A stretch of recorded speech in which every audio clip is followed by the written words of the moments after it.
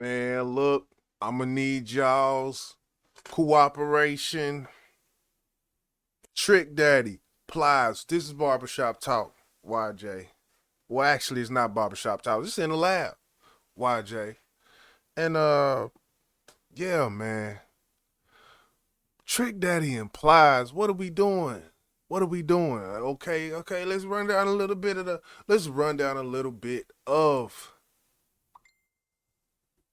behind the scenes.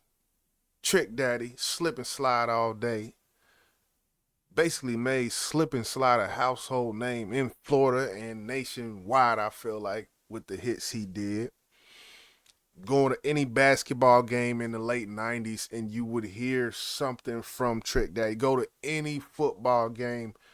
This is how big Trick Daddy was. He had a pool. Of course, we seen that decline, and at the same time, we seen Plies incline, in which Plies' first album, after Plies, because Plies, he was, which I didn't even know, he was a wide receiver at what looks to be a D1 Miami Redskins team of Miami University in Ohio for 2 years. 1995, embarked on his musical career. Dropped out and signed to Slip and Slide Records. Joint ventures with Atlantic. Um, so he was the latter half of Slip and Slide Records. So the comparisons, you know, there is that comparison. When the Real Testament came out, people was like, "Oh, he on Slip and Slide."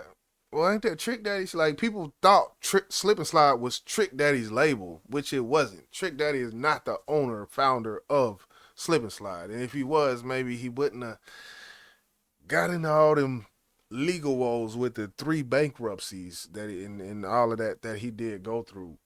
And when it come to Trick Daddy, me personally, when it come to these two artists, I definitely rock with Trick Daddy's catalog more than Plies. Now, there is some ignorance in there because as of late, Plies went independent from what I know.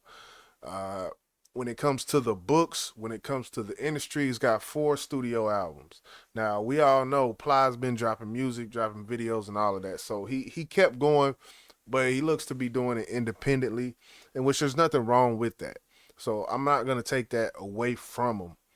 I do have to probably go and listen to some of his newer music, but this debate here, when I talk about barbershop talk, this debate goes to the hip hop heads, Southern hip hop heads especially, who were around this time whenever we grew to love Trick Daddy and what he brought in that, you know, when it come to that voice, when it come to that speech and that shit he talked, we grew to love that. And later on, we hear Plies, and it's a little bit different, but a lot of similarities. But all in all, when it come down to it, I got to rock with Trick on this. I got to rock with Trick Daddy just because the sound was more original to him. I feel like with Plies, even with the production, and that may be one of the things that puts Trick Daddy over Plies to me was the production. But I hate saying that because the Real Testament was crazy and the production was crazy. But when it came to Trick Daddy, there was an actual specific Florida sound that died out. Yes, it did die out, but there was a Florida sound. I feel like now there's no Florida sound. Like you hear a Florida artist, rapper, and maybe from his dialect you can tell, or from his the way he talks you can tell he's from Florida. But when it comes to the production, there's no more, and that goes for a lot of southern states.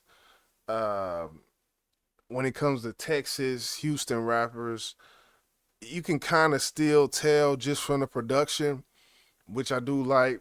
But even if you go to the Midwest, like it's hard to there's no distinct sound to a region anymore. And Trick Daddy was a part of that era that there were distinct sounds of production for certain areas. You can go back to New Orleans bounce music. You can go back to the hyphy movement, where you still see, I still see remnants of the hyphy movement in Cali. Um, but that's not to take away from, of course, what Lil Jon did in Georgia. That's not to take away from the sound Rapper I had. That's not to take away from uh, any other, coast or whatnot. But with this Southern hip hop discussion, this this is why I said I really want the feedback from the people. I want y'all to tell me when it comes to these two artists, take Plies in his prime and Trick Daddy in his prime. And who you got? Who you got, man? That's all I'm asking. We might have to do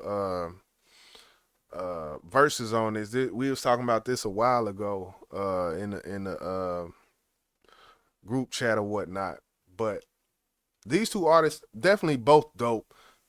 Just from a standpoint of cadence and the way they flow, I can't take Plies over Trick Daddy, man. The voice that, and that's the crazy part because you really can't get none of it. You can't get either artist mixed up about some shit. Like there's not anybody that really sounds like Trick Daddy, and there's maybe somebody sound like Plies a little bit, but Plies got it. He got his own way of rapping and sound like this, like and Trick Daddy over the road, like Trick Daddy got that, So they both original in their own light. I don't want to take nothing away from Plies whenever I talk about Trick voice and his cadence and the flow and whatnot, because Plies had his own thing and he used to do it like this, and I don't know how he rapping now, but that's how he used to rap, and that was original to him, and I respect that. I respect the originality from artists. So I don't know. Get in that comment section, man. Tell me what y'all think, man. Tell me what y'all think.